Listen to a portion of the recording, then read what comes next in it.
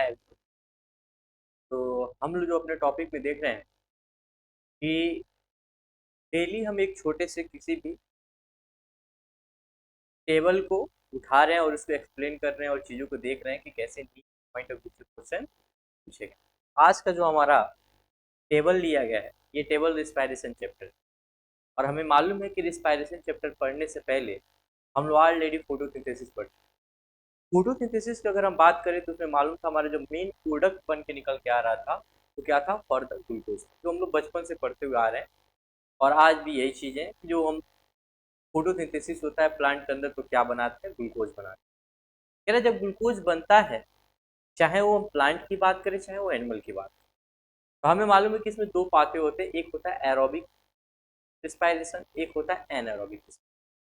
Aerobic respiration वो होता है जिसमें ऑक्सीजन प्रेजेंट होता है, और एनएरोबिक रिस्पायरेशन वो होता है जिसमें ऑक्सीजन एब्सेंट। और कुछ हमने फंगस या ईस्ट, ये सारी चीज़ों के बारे में पढ़ी।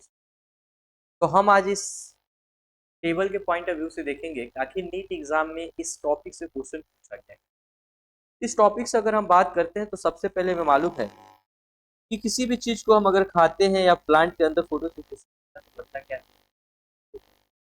ग्लूकोज फर्दर किसमें वो टूटता है, ये टूटता है ग्लिसराल्डिहाइड, जो कितने होते हैं, 3 फास्फेट। कह रहा 3 फास्फेट पे एक चीज और देखने को मिलता है, यहाँ पे होता है हमारा NAD+। NAD+ में क्या होता है कि एक H+ आयन आके और एक H+ आयन जब इससे जुड़ता है फिर ये फर्दर जो हमारा एसिल एल्डिहाइड होता है वो किसमें कन्वर्ट हो जाता है, 3 फास्फेट ग्लिसरिक एसिड। और फर्दर ये 3 फास्फेट ग्लिसरिक एसिड जो होता है ये फर्दर कन्वर्ट होता है फास्फोफिनॉल पैर्विक एसिड। और फाइनली जो बन के निकल के आता है, ये फर्दर जब आगे प्रोसेस करता है तो फाइनली जो हमारे पास प्रोडक्ट बन के आता है वो प्रोडक्ट होता है हमारा पैर्विक एसिड। और जब पैर्विक एसिड में जाता है तो यहाँ पे दो रास्ते चलते हैं। एक जो हमारा रास्ता होता है जहाँ पे क्या होता है, O2 अपसेंट होता है,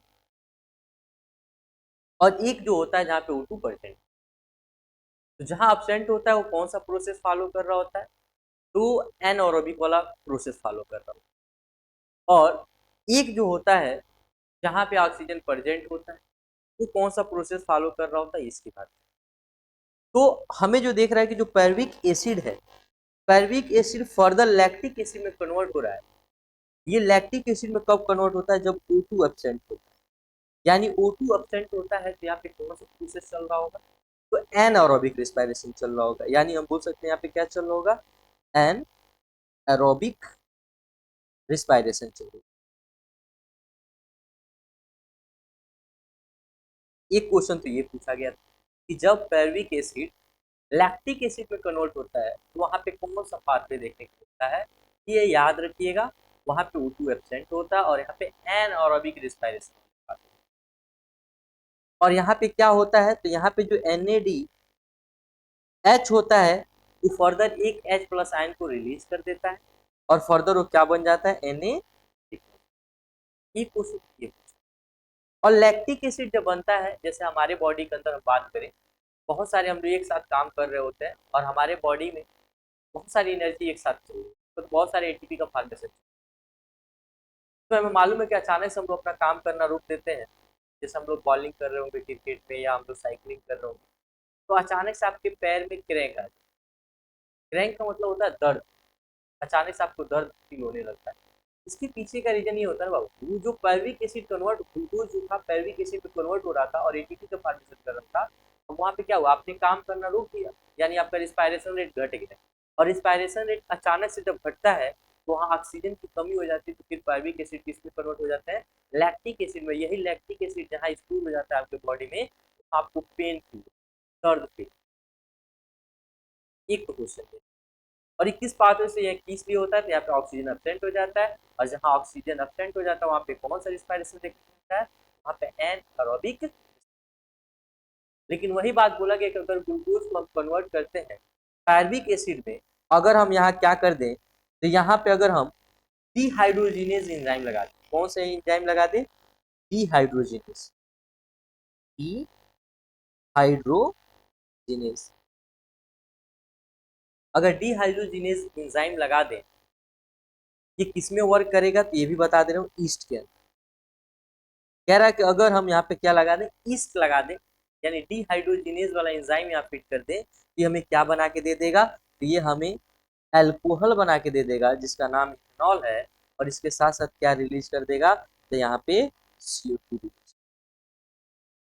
और एक चीज और आपको क्या यहाँ पे दिखाई दे रहा होगा, यहाँ पे NAD प्लस था, NADH+ तो था, तो क्या करता है, एक H+ आयन को रिलीज कर रहा है यहाँ पे। तो याद रखिएगा, ऊपर भी एक H+ आयन रिलीज हो रहा है और नीचे भी एक H+ आयन रिलीज। और यही क्वेश्चन पूछे गए हैं कि इथेनॉल जब हम पैरविक एसिड पे ऐसा क्या चीज को यूज करते हैं कि इथेनॉल और CO2 में कन्वर्ट। तो यहाँ पे क्या लगा दें, ईस्ट लगा देंगे तो इथेनॉल और CO2 में कन्वर्ट। और यहाँ पे कौन सा एंजाइम यूज करते हैं, तो डिहाइड्रोजिनेज एंजाइम। लैक्टिक एसिड में वही होता है डिहाइड्रोजिनेज, इसीलिए क्या होता है, H+ आयन रिलीज होता है। इतना याद रहेगा। ये कुछ था हमारा फिगर नंबर 12.2। आपको समझ में आया हो तो वीडियो को लाइक करिएगा, चैनल को सब्सक्राइब करिएगा और शेयर करिएगा अपने दोस्तों। आज के लिए इतना ही, फिर मिलते हैं आपसे नेक्स्ट वीडियो में।